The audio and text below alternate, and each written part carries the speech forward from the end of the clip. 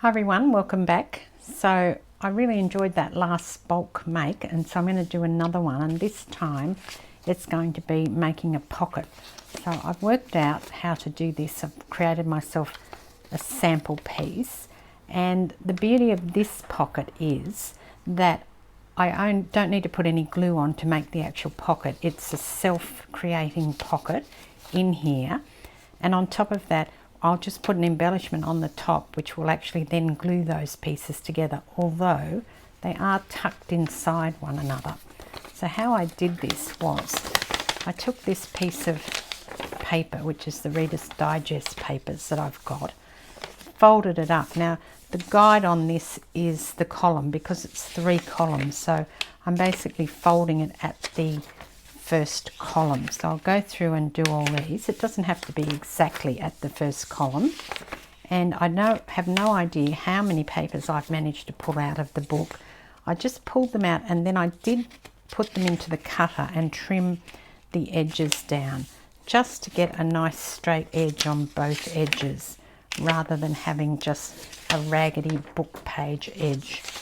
So it took probably 3 different lots of paper would fit into the cutter at the one time, and that's what I'm starting with as my base. Now I do have some embellishments that I made yesterday to put on these, but I'll have to work out some other embellishments for them. So that's step 1, and I've done that to all of those papers now. And then the other step is to fold it over by turning it over on that side. So flip it over, and then I folded it down like that to the end of the page so that I had a bit of an idea where to put the fold line, and that bit too.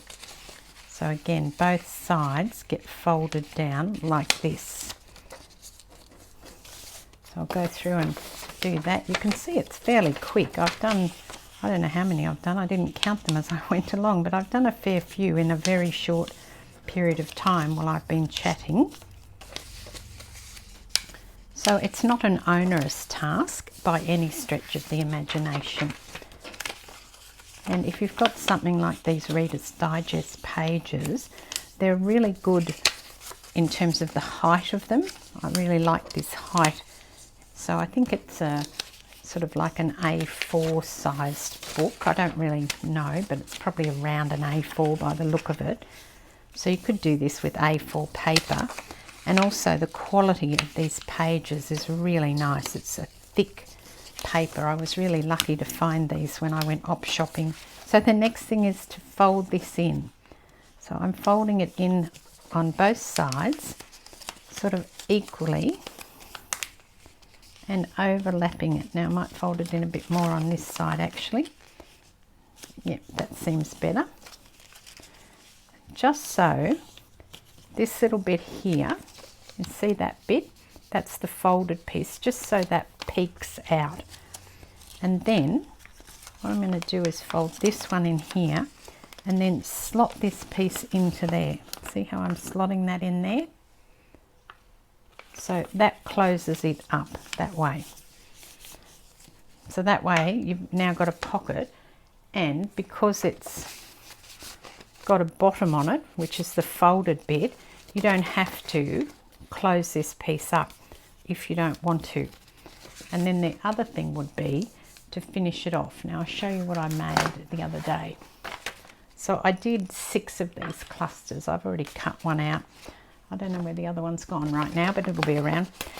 Just on some music paper with some fabric, bit of old quilt fabric, bit of doily, and a bit of that fluffy ribbon that I have. And the idea I had would be to tear them up now. I'll have to cut through where the actual cotton is because I just sewed them completely. I didn't stop. I just, you know, as I do, I don't like to stop halfway through my sewing. I prefer just to keep on sewing. So I've just gone from one to the other to the next. And then like this one, I've torn around it. Now the first thing I did before I did that was, because I cut these into little squares, this little scrap of fabric, I wanted to sort of put a bit of rounded corners on it a little bit. just to round it up. And then the next thing is to just tear around it like this. So I've still got some music paper showing, but it's not a big blob of music paper. When I come around to where the cotton is again, oh, that's come away, but I could have used the scissors just to trim that. And then I'll trim those off. So what I'm going to have, I probably don't need to cut that around at all, but what I'll have is just these little circular pieces. So the aim is to put these onto the front of the pocket, and that will also help to stick it all together. I'll just do this one here, just around this corner. So it's not so square looking, it's got a bit better looking, I think, when it's just not a big square. I do have to lift those other layers off though. And that one will have to stay like it is because it's the fabric's caught up with the rest of the ribbon and stuff that's on there.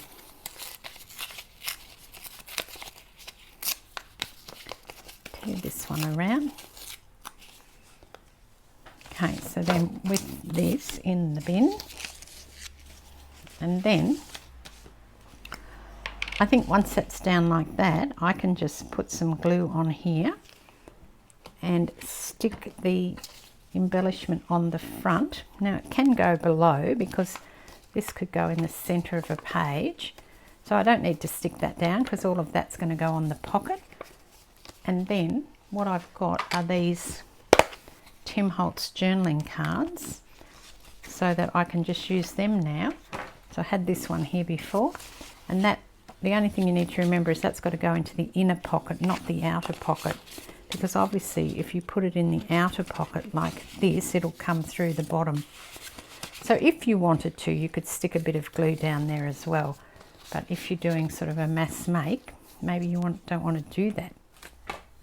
So I'll just pop these to one side and keep on doing my folding. So again, oh, there you go, this must be my template one because it's already folded in. So you just need to do that like that. So you probably don't even need to have this side folded down, it can just stay straight because it's about the size of the pocket. That's the wrong way. It can just stay straight because it's the same width as the little pocket that I've made. And if I just put this down, but this one you need to have as a peak so you can slide it in there. And I'll try and make them roughly the same size. So I'll bring that one over a little bit more, I think.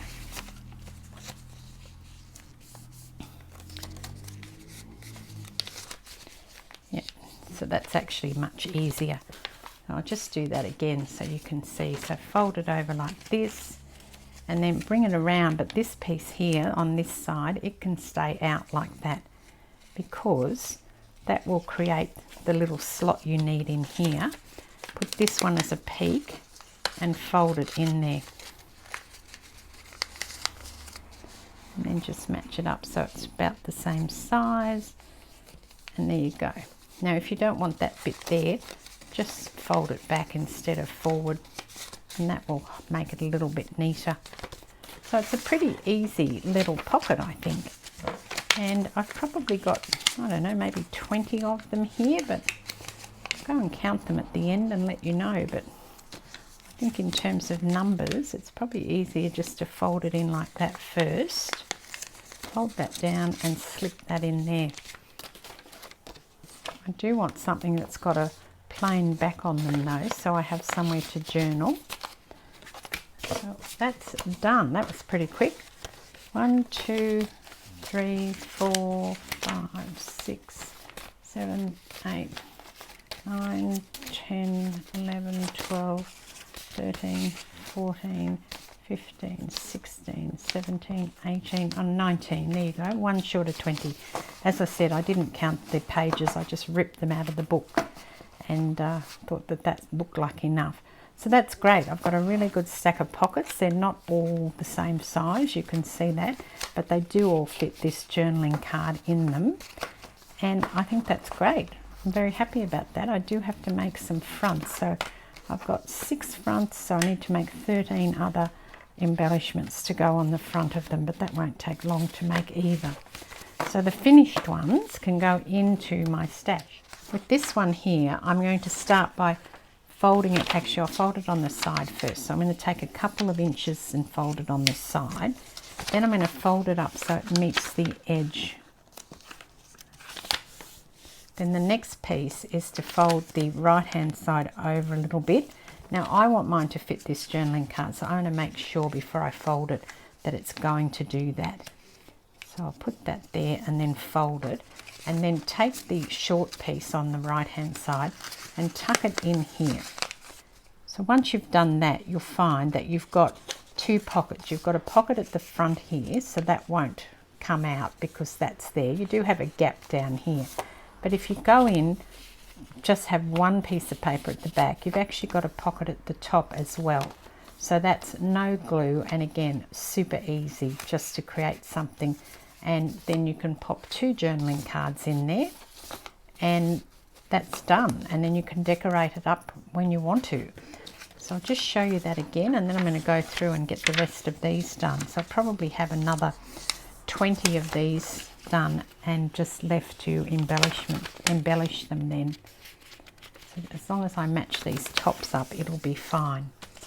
And then fold this over. And I do want a card so I can see how much I need. But if you were just putting a tag or something in, you probably wouldn't have to go to the trouble of checking that your card is going to fit. And then this piece here slots into here like that.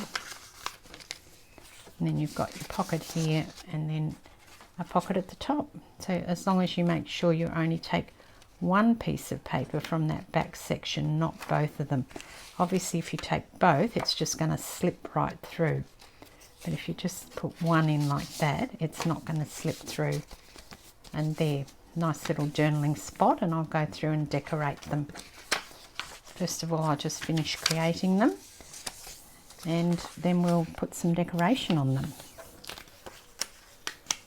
So I'm just finishing these off now, and I'll show you what I've done. For a start, I put a staple through all of this because I thought it was a bit difficult to get that last piece of paper and put your tag, your card in there.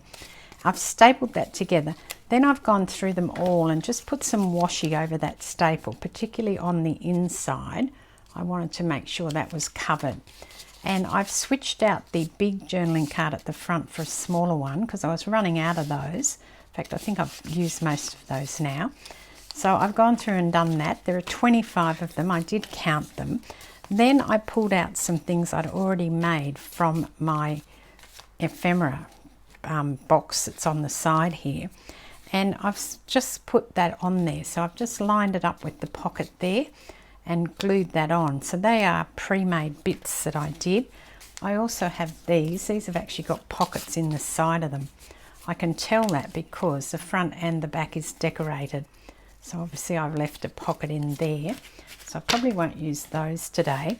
And I'll go and hunt out and see what else I've got. I know I've got a whole heap of the plain cards which are all ready to this stage, that I just need a few other little embellishments on them and they'll be done. But I think so far that's quite sweet what I've done there. I'm going to use them. I don't know if I'll use all 25 of them, but I might put some into the Etsy shop and just sell them on to people who might want them. But other than that, I think that's pretty good. So I hope you enjoyed the 2 different pockets that I've made today, my no glue pockets, although I did end up stapling these ones. But I hope you enjoyed that and that you'll join me for my next video. This is Deborah. Cheers.